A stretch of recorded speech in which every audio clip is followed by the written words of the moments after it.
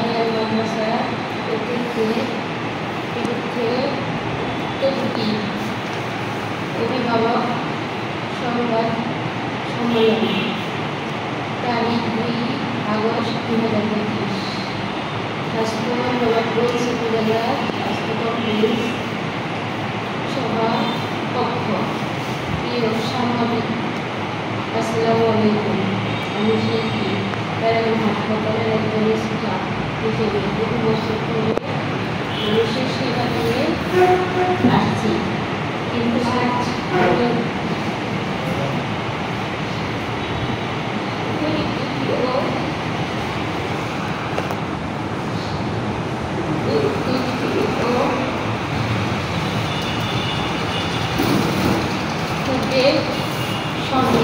আপনাদের সামনে হয়েছে। আমার মেয়ে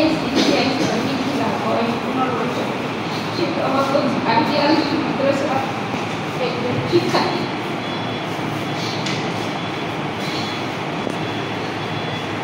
প্রতিষ্ঠানিত মোহাম্মদ আলী গত 23 সেপ্টেম্বর মঙ্গলবার 2025 তারিখ নিজ মাদ্রাসায় প্রিন্সিপালের অফিসে রুমে জুন বানানি শিকার হলো। সময় আমার মেয়েকে এই ঘটনায় আরও কাছে প্রকাশ করতে গলায় ছুরি ধরে হত্যার হুমকি দেওয়া হয় বলে আমার মেয়ে সিনথিয়া গত 1 সপ্তাহ ধরে ভয়ে কাটিয়েছেন, কিছু করতে পারে নাই। এমনকি আমাকেও বলে নাই।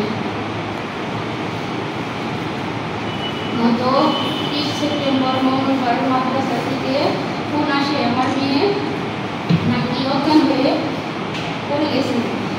এরপর আমি মাদ্রাসায় যাওয়ার পর জানতে পারি 1 সপ্তাহ আগে আমার মেয়ের সাথে মাদ্রাসায় অর্ধেকজন হয়রানির চেষ্টা করে। বর্তমান আমার মেয়ে নবাবগঞ্জ উপজেলা স্বাস্থ্য কমপ্লেক্সে ভর্তি আছে। সে মানসিক পাশাপাশি হয়ে আছে। কিছুক্ষণ পর সে অজ্ঞান হয়ে যাচ্ছে। সে সাথে আমি এবং আমার পরিবার বর্তমানে ভয়ের মধ্যে দিন কাটাচ্ছি। প্রিয় সাংবাদিক ভাই, একজন মা হিসেবে আমি এই ঘটনার বিচার চাই। এটা কেবল আমার সন্তানের প্রতি অন্যায় নয়, বরং সকল নারী সমাজের জন্য চরম লজ্জাজনক ও মিথ্যে ঘটনা। এছাড়া আমি মানুষের কাছে জানতে পেরেছি মোহাম্মদ আলী সে নাকি জামাতের নবাবগঞ্জ থানার কোনো বড় ধরনের পদে আছে। প্রিয় সাংবাদিক ভাই ও বোনদের, শিক্ষা প্রতিষ্ঠানের প্রধান তিনি ব্যক্তিগতা ও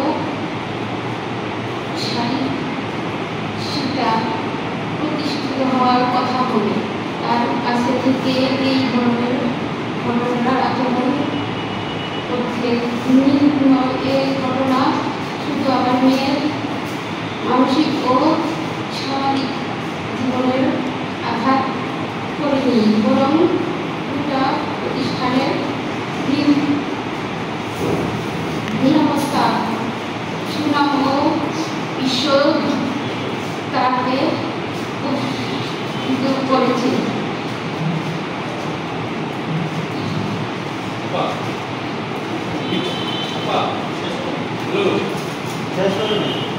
আমি কর্তৃপক্ষ, শিক্ষা মন্ত্রণালয়ের প্রশাসন ও আইন শিক্ষা বাহিনীর কাছে আহ্বান জানাচ্ছি।